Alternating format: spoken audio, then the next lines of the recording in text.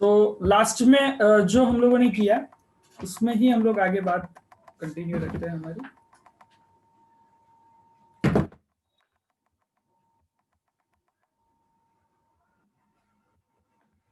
Just make the table because it is needed.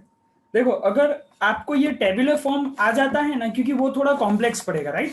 तो अगर ये टेबुलर फॉर्म से अगर आप सॉल्व कर लोगे ना, तो नंबर वन, मीन तो आपको इजी पड़ेगा ही पड़ेगा, और जो वेरिएंस है ना वो भी बहुत इजी हो जाएगा। देखिए किस तरह से ये सब में वेरिएंस फाइंड नहीं करना है, लेकिन फिर भी हम लोग फाइंड कर देते हैं, तो आगे के सब में आपके लिए वो थोड़ा इजी हो जाएगा। ओके, सो यही सब में हम लोग टेबल फॉर्म में देख लेते हैं कि किस तरह से फाइंड करना है। सो हमारे पास x दिया हुआ है, देन p ऑफ x दिया हुआ है। x का कुछ हमारे पास वैल्यू था -2, -1, 0, 1 एंड 2। इसका आंसर p ऑफ x का कुछ आता था 1/12, then here it is 1/12, then यहाँ पे भी ये 1/12 था, and then it is 1/2, okay, and then it was 1/4। ये सारा वैल्यूज मुझे मिला था। एंड मैंने आपको क्या बोला था कि टेबल फॉर्म में आप x into P x calculate करोगे। सो -2 इंटू 1/12, तो इसका आंसर मुझे कुछ मिलता था -2/12, then -1/12, then 0/12, then 1/2 and then 2/4। Okay, अब ये चीजों को आप सॉल्व करोगे ना, इसका समेशन करोगे ना, तो आई थिंक 2 और 3 स्टूडेंट ने मुझे आंसर भेजे हैं, बाकी स्टूडेंट ने मुझे नहीं कन्वे किया हुआ है। अगर आप लोगों ने सॉल्व किया है तो मुझे बता देना, नहीं सॉल्व किया हुआ है तो प्लीज नोट इट डाउन कि इसका आंसर क्या आएगा। It will be 3/4। इसका आंसर क्या आएगा? 3/4। तो जस्ट आप क्या करोगे, ये टेबल बनाओगे, देन उसके बाजू में फॉर्मूला लिखोगे। फॉर्मूला इसकी क्या है? Formula is E of x is equal to sigma xpx। Okay, E of x is equal to sigma xpx। Okay, और डायरेक्टली इसका आंसर हम लोग लिख लेंगे 3/4। मतलब E of x का आंसर क्या आ जाएगा? 3/4। सो E of x का आंसर 3/4। जस्ट इस तरह से ही आपको लिखना है। Okay, in the case of the variance जो है वो मैं खाली आपको यहाँ पे हिंट दे देता हूँ कि हमको क्या थोड़ी मेहनत करनी पड़ेगी ये टेबल फॉर्म में, वो मैं खाली आपको बता देता हूँ। वेरिएंस का फॉर्मूला क्या है वो आपको पता है। V of x is equal to, what is the formula of it? EX square minus EX the whole square. ये हमारी फॉर्मूला है वेरिएंस की। अब इसमें करना क्या है वो मैं आपको बता दूं।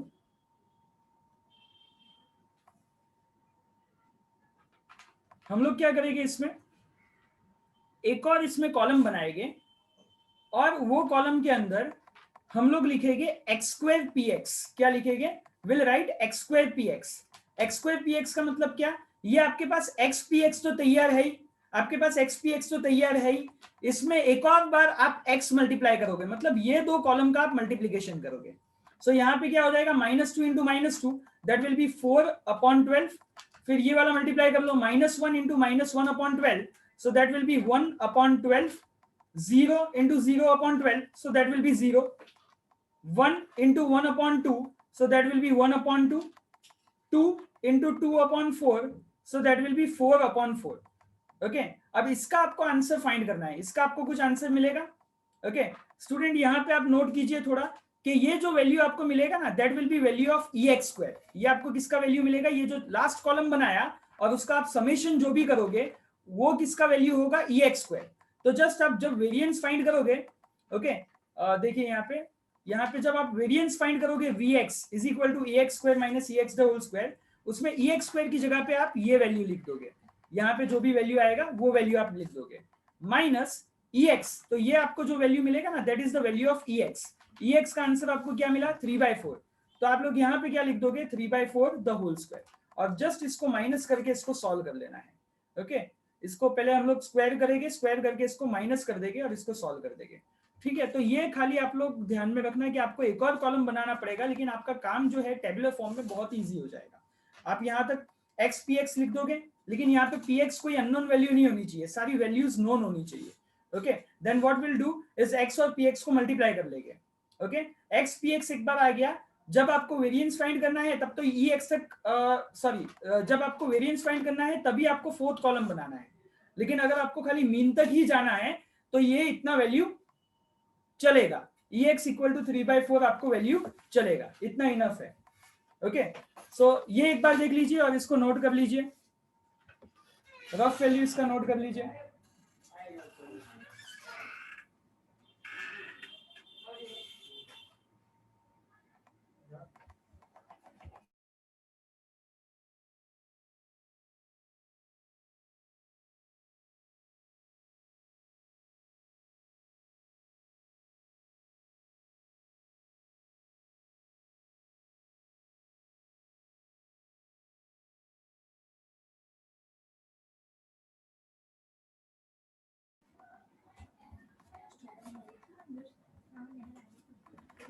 ओके स्टूडेंट, प्लीज हो जाए तो डन लिखिएगा।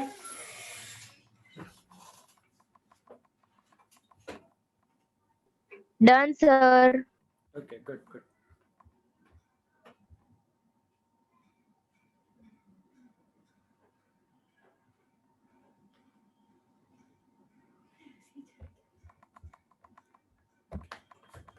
सो continuing with the fifth question हम लोग ले लेते हैं, question number 5। Okay, question number 5 में उनको क्या दिया हुआ है, x के अलग अलग वैल्यूज दिए हुए हैं, where x1 is -2, x2 is -1, x3 is 1, x4 is 2। सो ये x के अलग अलग वैल्यूज हमको दिए हुए हैं, x1 -2, x2 -1, x3 is 1 and x4 is 2। okay, we have 4px1 is equal to 2, px2 is equal to 3, p of x3 is equal to 4, p of x4। Okay, ये अलग अलग वैल्यूज हमारे पास है। 4p of x1 is equal to 2p of x2 is equal to 3p of x3 is equal to 4p of x4। अब यहाँ पे p of x की कोई पर्टिकुलर वैल्यू नहीं दी हुई है, तो हम लोग यहाँ पे क्या करेंगे, सबको एक पार्ट में कन्वर्ट करेंगे। देखो ये चारों टर्म्स इक्वल है, this four things are equal, so what we will do is, आपको इसमें फाइंड क्या करना है पहले मैं वो बता देता हूँ। आपको मीन फाइंड करना है और आपको वेरिएंस फाइंड करना है, ये दो चीजें आपको फाइंड करनी है। ओके, मीन एंड वेरिएंस, ये दो चीजें आपको फाइंड करनी है। सो सबसे पहले इसको सॉल्यूशन किस तरह से लेंगे, ये हमारे पास एक इक्वेशन है, दिस इज माय इक्वेशन, ये मेरे को एक इक्वेशन दी हुई है। ओके, ये इक्वेशन में मुझे क्या दिया हुआ है, 4px1 is equal to 2px2 is equal to 3px3 is equal to 4px4, ये मुझे दिया हुआ है। ओके, तो मैं इसको और इसको कंपेयर करूंगा तो मुझे क्या मिलेगा, 4px1 इज इक्वल टू, मैं क्या लिख सकता हूं यहाँ पे, 4px4 लिख सकता हूं। 4 जो है वो डिवीजन में चला जाएगा तो मुझे क्या मिलेगा, p of x1 is equal to 4p of x4 divided by 4। 4 यहाँ पे कैंसिल हो जाएगा तो मुझे p of x1 का वैल्यू क्या मिल जाएगा, that will be equal to p of x4। सबको मैं p of x4 में कन्वर्ट कर दूंगा। उसी तरह से सेकेंड जो है वो क्या है, 2p of x2 is equal to, मैं क्या लिख सकता हूँ, 4p of x4। 2 जो है वो डिवीजन में चला जाएगा तो मुझे क्या मिलेगा, px2 is equal to 4px4 upon 2। तो p of x2 भी p of x4 में कन्वर्ट हो जाएगा, तो यहाँ पे क्या आ जाएगा, 2p of x4। तो ये सेकेंड पार्ट मुझे मिला। उसी तरह से थर्ड में मैं क्या करूंगा, 3p of x3 is equal to 4p of x4, right. तो 3 डिवीजन में भेज दूंगा तो मुझे क्या मिलेगा, p of x3 is equal to 4 upon 3 p of x4, ऐसा मिल जाएगा मुझे।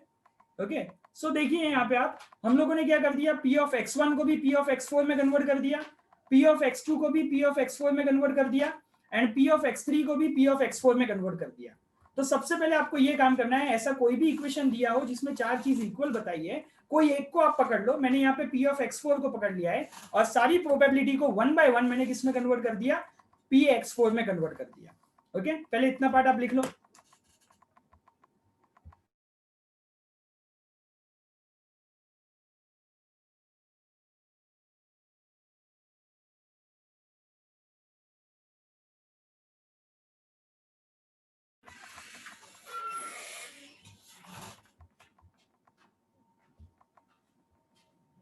ओके,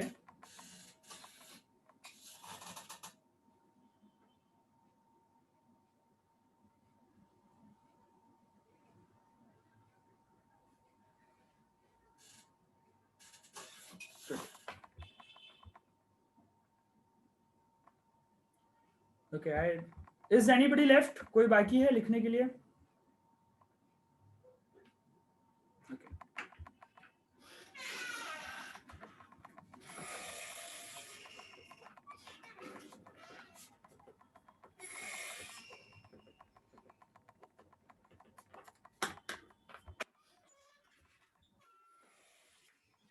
नाउ अब हमको अलग अलग वैल्यूज मिल गई है, मैं वो लिख देता हूं।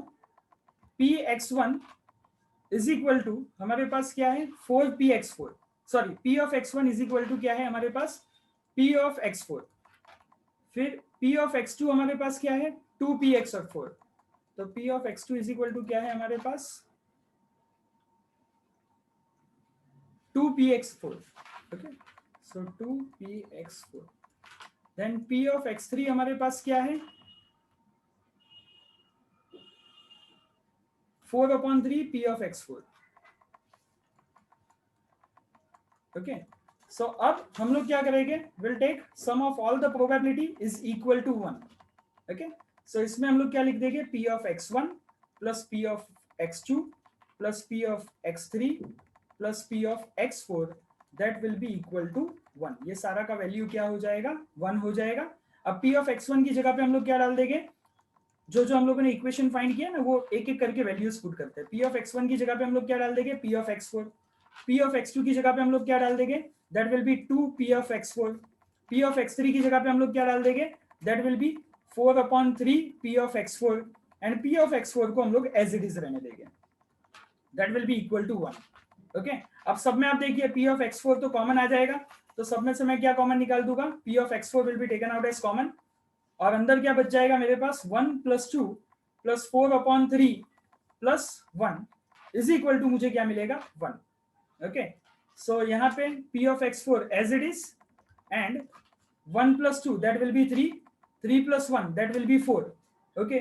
सो p of x4 is equal to नहीं आएगा, ब्रैकेट आएगा, so p of x4 is equal to 3 + 4/3 is equal to क्या आएगा 1। अब 3 के नीचे डिनोमिनेटर में कुछ भी नहीं है तो वो as it is, so p of x4 3 1s that will be 3, 3 3s 9 plus LCM ले रहा हूं मैं यहाँ पे that will be 4 is equal to मुझे क्या मिलेगा 1। सो फाइनली मुझे क्या मिला p of x4 into 9 + 4 that will be 13 divided by 3 is equal to 1। So p of x4 का आंसर मुझे क्या मिल जाएगा that will be 3/13। So p of x4 is 3/13, okay. एक बार आपको p of x4 मिल गया, सो यहाँ पे देखिए पहला इक्वेशन आपके पास क्या है p of x1 is equal to p of x4, तो p of x1 भी क्या हो जाएगा that will be 3/13, okay.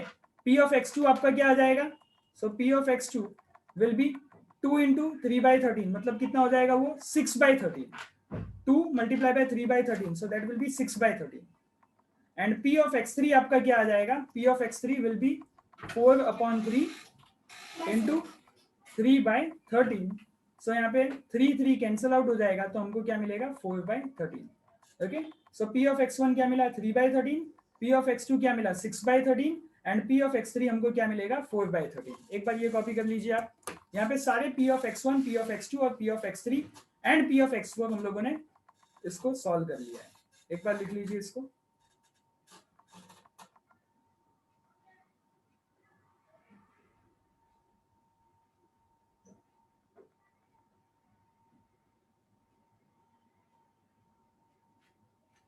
Done sir.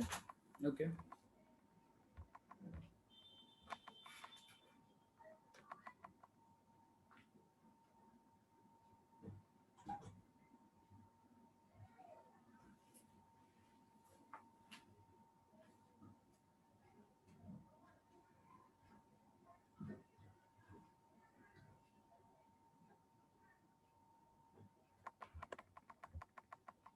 Copy कर लीजिए फटाफट, हो गया तो डन लिख दीजिए।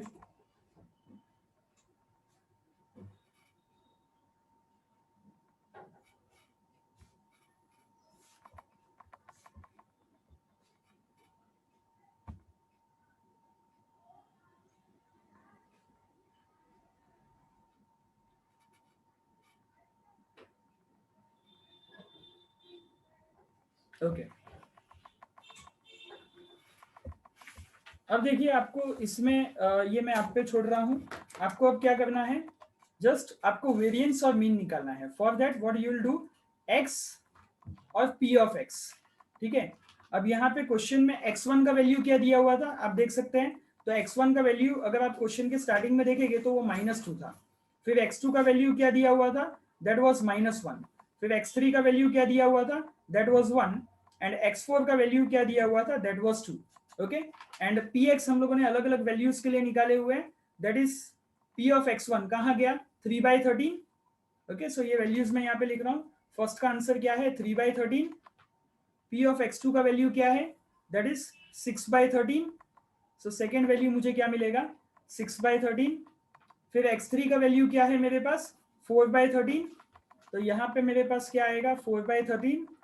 एंड देन लास्ट वैल्यू मेरे पास क्या है, 3/13. तो यहाँ पे क्या आएगा मेरे पास, 3/13. ओके. तो ये अलग अलग वैल्यूज मुझे मिलेंगे. p ऑफ x 3/13, x2 का वैल्यू आया 6/13, 4/13 एंड 3/13. अब मीन निकालने के लिए हम लोग क्या करेंगे, सबसे पहले x px का मल्टीप्लीकेशन कर देंगे. तो x आपके पास है, px आपके पास है, -2 into 3, so that will be -6/13. -1 into 6, so that will be -6/13. 1 into 4, so that will be 4/13. 2 into 3, so that will be 6/13. Okay. Just इसको आपको अब कैलकुलेट करना है. तो देखिए -6/13 एंड +6/13 तो कैंसिल हो जाएंगे. बचेगा क्या हमको, -6 and 4, so that will be going to as -2/13. यानी हमको यहाँ पे मीन क्या मिल जाएगा, ex is equal to, just हम लोग क्या लिख देंगे, -2/13. एंड अगर वेरिएंस बोला हुआ है, यहाँ पे दिया हुआ है आपको वेरिएंस भी फाइंड करना है, vx. ओके. तो उसको हम लोग किस तरह से फाइंड करेंगे, एक और कॉलम बना लेंगे और वो कॉलम में क्या करेंगे हम लोग, x² px फाइंड करेंगे. आपके पास x px तैयार है, एक और बार हम लोग उसको x मल्टीप्लाई कर देंगे. सो x इंटू x px क्या हो जाएगा, -2 इंटू 6/13. ऊपर ऊपर का ही मल्टीप्लाई करना है. -2 into -6, so that will B 12/13.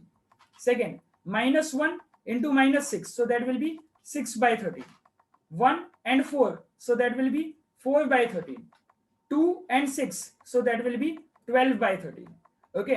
तो इसको अगर मैं कैलकुलेट करूं तो डिनोमिनेटर सबका सेम है, मतलब इसका आंसर 13 नीचे डिनोमिनेटर में तो आएगा. 12 plus 4 that is 16. 16 plus 6 that is 22. 22 plus 12 कितना हो जाएगा ये हमारे लिए, 34. ओके. तो ये आंसर हमारे पास क्या आएगा, 34/13. ये वेरिएंस का आंसर नहीं है, वेरिएंस के लिए जो थोड़े स्टेप हमारे पास बाकी है. वेरिएंस क्या होता है वो आप सबको पता है, ex² minus ex the whole square. Okay. ये जो आपको मिला ना, this it is called ex². और ये जो आपको मिला ना, that is called ex. Okay. तो जस्ट अब आपको वेरिएंस में क्या करना है, ये आपको फॉर्मेट में लिखना है. इसके लिए टेबल कोई बनाने की जरूरत नहीं है, यानी ये जो स्टेप अब मैं लिख रहा हूँ उसके लिए कोई टेबल कॉलम नहीं है. ठीक है. ये एक सिंपल स्टेप है. vx आपके पास क्या हो जाएगा, that is equal to ex² minus ex the whole square. What is ex²? That is equal to 34/13 minus ex क्या है हमारे पास, -2/13 का होल स्क्वायर. सो फाइनली इसको अगर हम लोग सॉल्व करेंगे, so that will be 34/13 minus -2 का square, so that is 4/13. Okay. So नीचे डिनोमिनेटर में मुझे क्या मिल जाएगा, 13. एंड ऊपर क्या हो जाएगा, 34 minus 4. So final answer is 30/13. That is the answer of variance v of x. Okay. And this is the answer of e of x. Yes. Any questions? No, sir sir. 13 का square नहीं, Yes. Sir -2 का square हुआ तो 13 का square नहीं होगा. हाँ, right. Yes. That's a mistake. Okay. यहाँ पे माइनस यस 13 का भी स्क्वायर हो जाएगा, तो ये कितना हो जाएगा, 169. सही है. करेक्ट. -2 का स्क्वायर आपने 4 किया तो 13 का स्क्वायर 169 होगा. फिर यहाँ पे ये थोड़े स्टेप गलत है. ओके. आप जस्ट क्या करोगे, इसका एलसीएम लोगे. तो यहाँ पे हमको क्या करना पड़ेगा, 13 मल्टीप्लाई करना पड़ेगा. तो 34 के साथ भी 13 मल्टीप्लाई होगा. चेक कीजिए 34 इंटू 13 कितना होगा, और इसको सॉल्व करके जस्ट फाइनल आंसर बताइए. What is the final answer for it.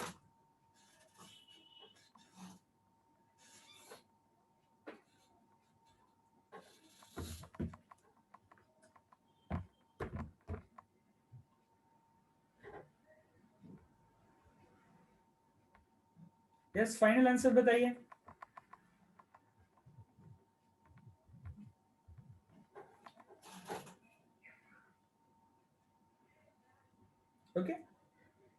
442 minus 4, so that will be 438 upon 169.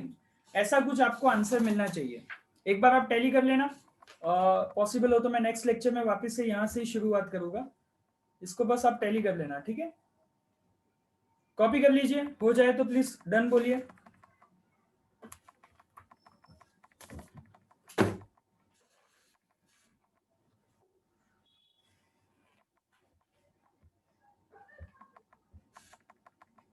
इसका आंसर आप लोग देख लेना, ठीक है. इसका आंसर आप लोग सॉल्व कर लेना.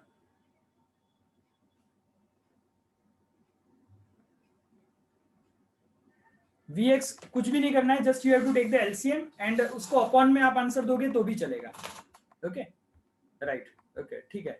तो ये आप पे रखा मैंने टास्क. आई होप जस्टिफाई हुआ होगा आपको लेक्चर ये आज का. एंड देख लीजिए फ्राइडे को एक और हमारा लेक्चर है, उसमें हम लोग यहाँ से ही वेरिएंस के बारे में अच्छे से वापस से बात करेंगे. ओके सो वेरिएंस से ही हम लोग टॉपिक चालू करेंगे. And this was the last sum for the lecture.